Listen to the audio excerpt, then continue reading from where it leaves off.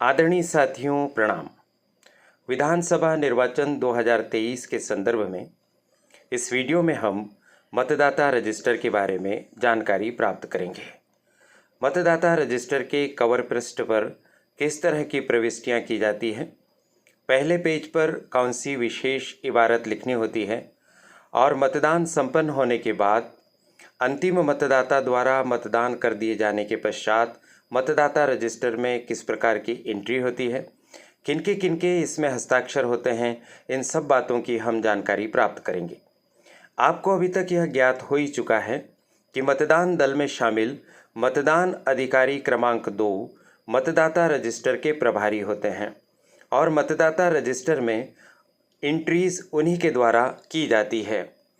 तो मतदाता रजिस्टर की एंट्री करने के लिए नियुक्त प्रभारी मतदान अधिकारी क्रमांक 2 को इस वीडियो को विशेष ध्यान से देखना चाहिए।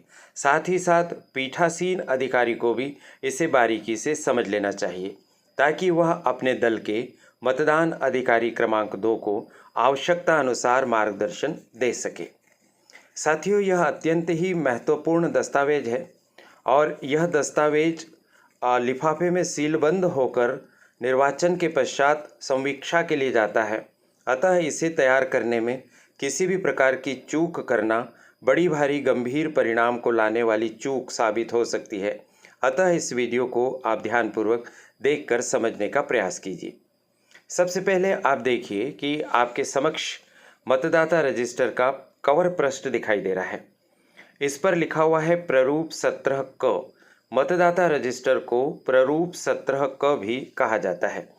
इसमें आप और नीचे बढ़ेंगे तो लोकसभा शब्द को काट दीजिए, क्योंकि अभी विधानसभा के लिए निर्वाचन हो रहे हैं।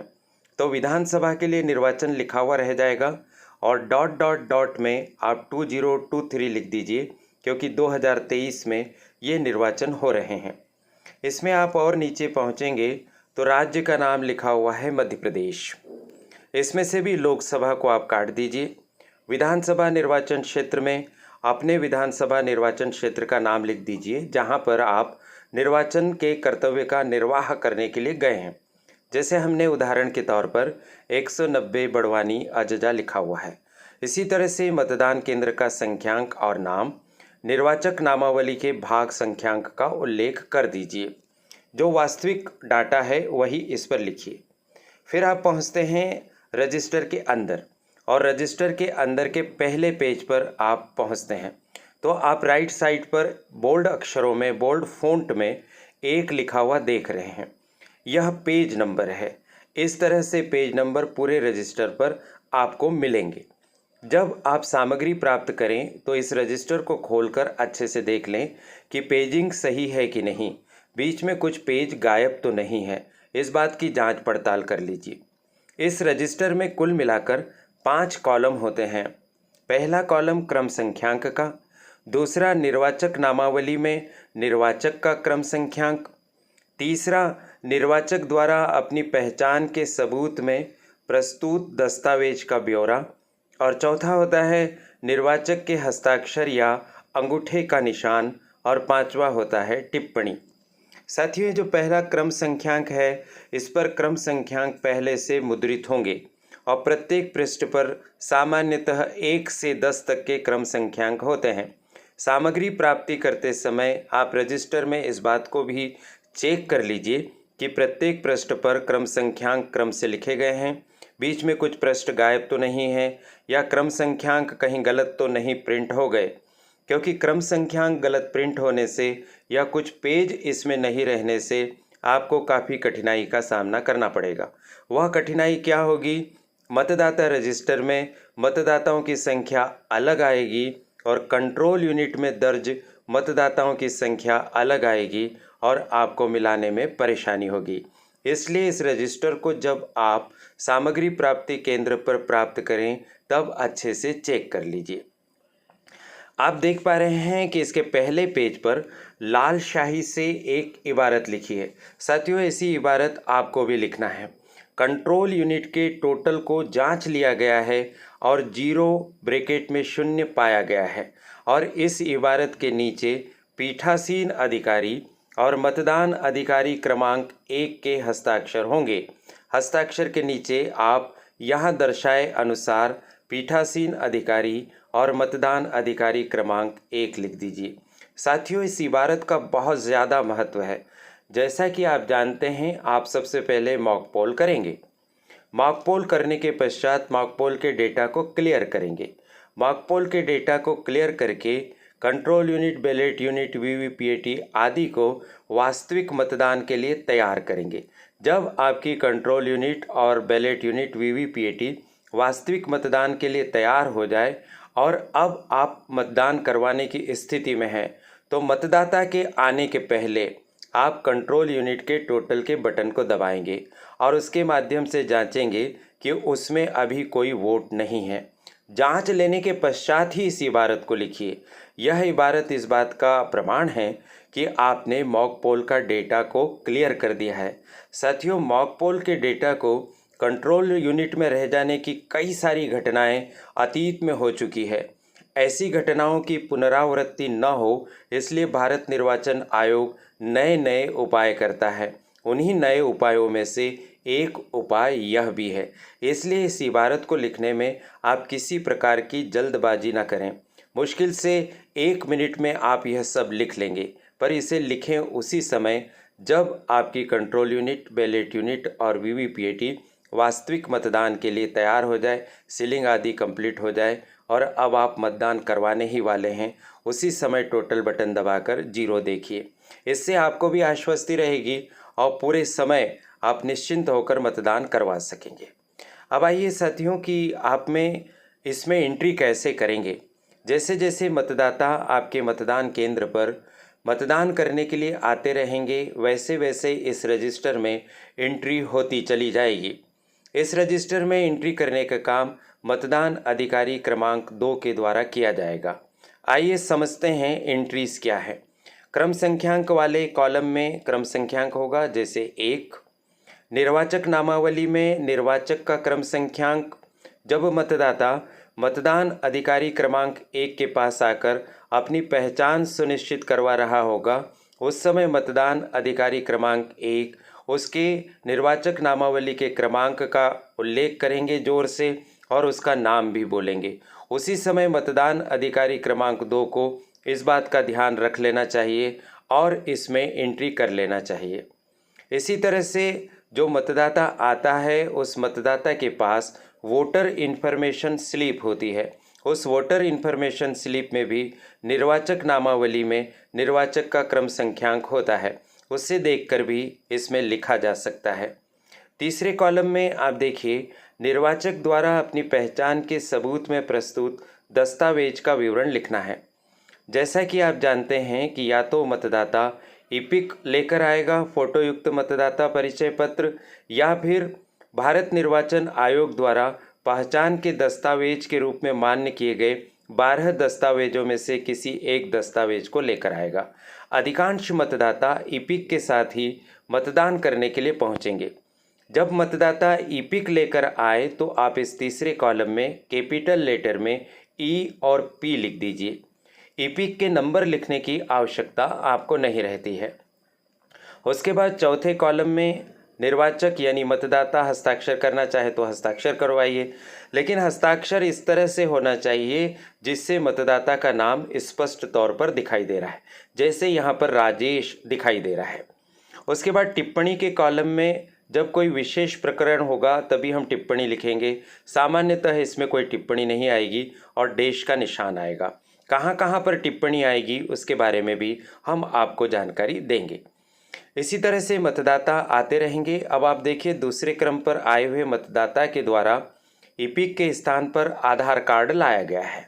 आधार कार्ड एक मान्य दस्तावेज है, तो आधार कार्ड ऐसा आपको लिखना है और आधार कार्ड का जो क्रम संख्यांक है या नंबर है उसके अंतिम 4 अंक लिखना है। जैसे हमने यहाँ उदाहरण के तौर पर 5436 लिखा है। हस्ताक्षर करवा लेना है स्पष्ट तौर पर और टिप्पणी के कॉलम में कुछ भी नहीं लिखना है। तीसरा मतदाता पासबुक लेकर आया है, तो हमने पासबुक लिख दिया और पासबुक के उसके बैंक अकाउंट के जो नंबर हैं उसके अंतिम 4 अंक लिख दिए। स्पष्ट तौर पर हस्ताक्षर दिखाई दे रहा है।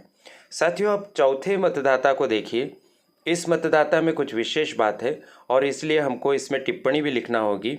ये कैसा मतदाता है? ये आया मतदान करने, ईपिक लेकर हमने ईपी लिख दिया और आप देख रहे हैं कि उनने साइन करी है मीता और साइन के साथ ही उन्होंने अपने बाएं हाथ के अंगूठे का निशान भी लगाया है।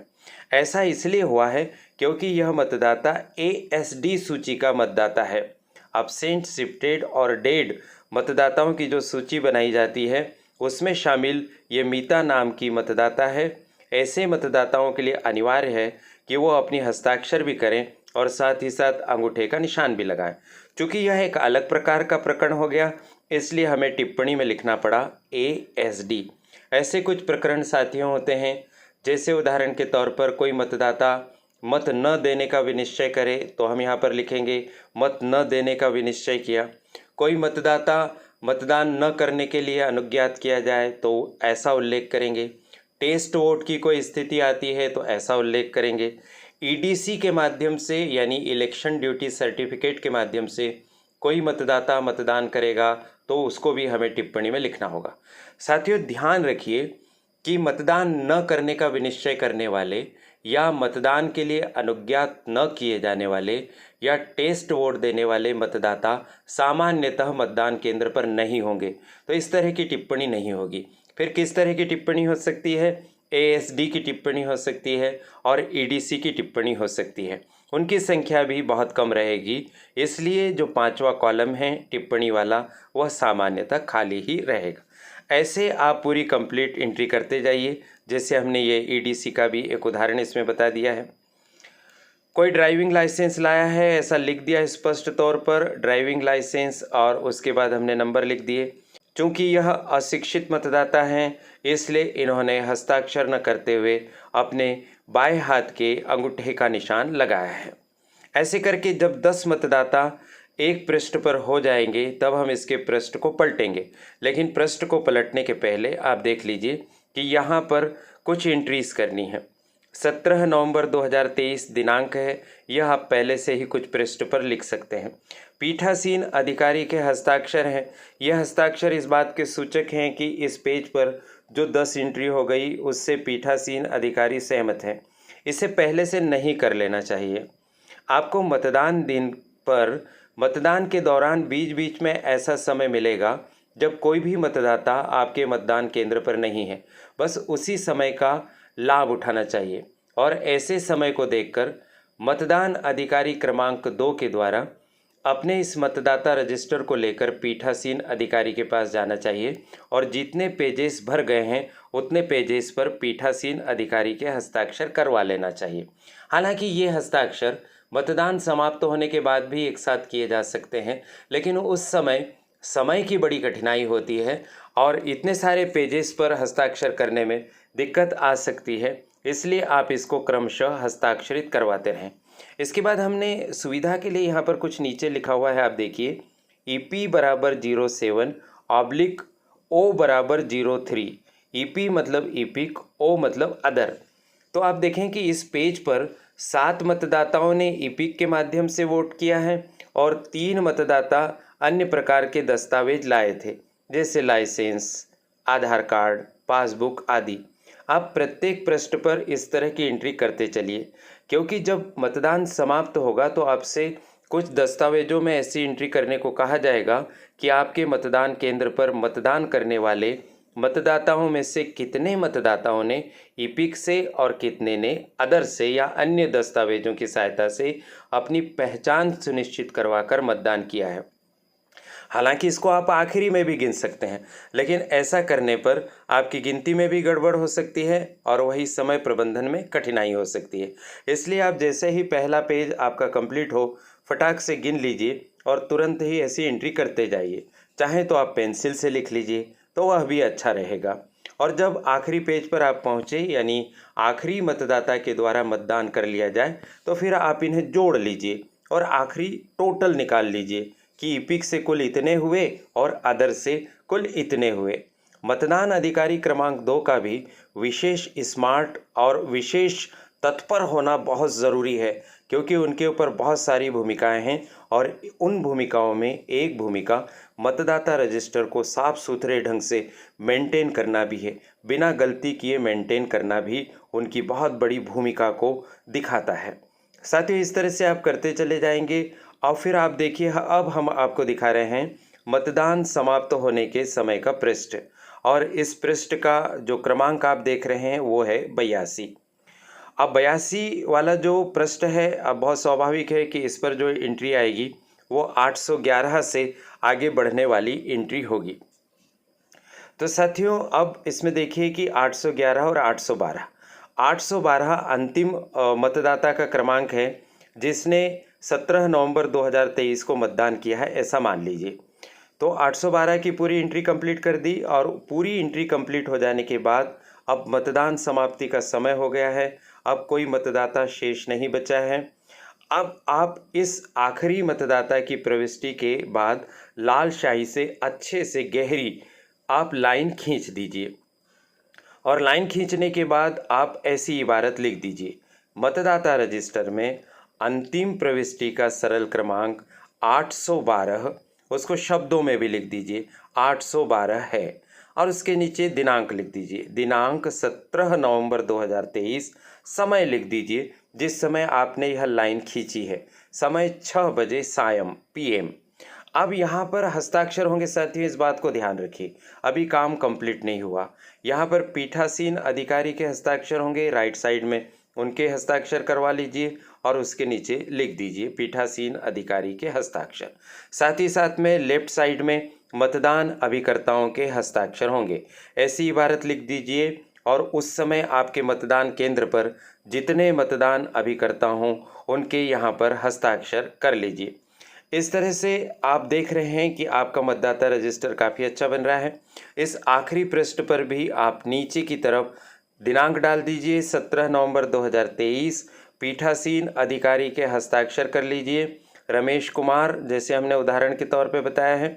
इस 82 क्रम के पृष्ठ पर ईपिक से 2 है, अदर से 0 है, और हमने अब यहाँ पर टोटल भी लगाकर बताया है। कुल ईपिक से 790 और अदर से 22। 790 और 22 को जब आप जोड़ेंगे तो आपकी संख्या आ जाना चाहिए 812।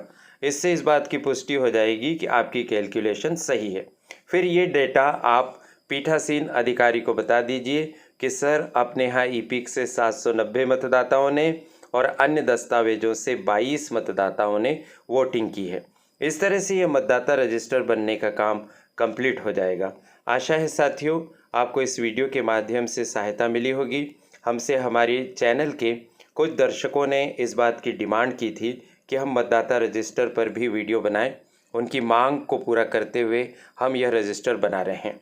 इस रजिस्टर को बनाने के लिए हमें प्रारूप की प्राप्ति राज्य स्तरीय master trainer doctor Rajmal Rao sir से हुई है, इसलिए हम उनके प्रति बहुत बहुत धन्यवाद ज्ञापित करते हैं। इस वीडियो को उपलब्ध कराने के लिए, अपने YouTube प्लेटफॉर्म का उपयोग करने का अवसर देने के लिए YouTube चैनल करियर एडवाइस की संचालिका प्रीति गुलवानिया जी के प्रति भी बहुत बहुत आभार व्यक्त करते हैं। आप सभी को शुभकामनाएं देते हुए आपको कहते हैं नमस्कार।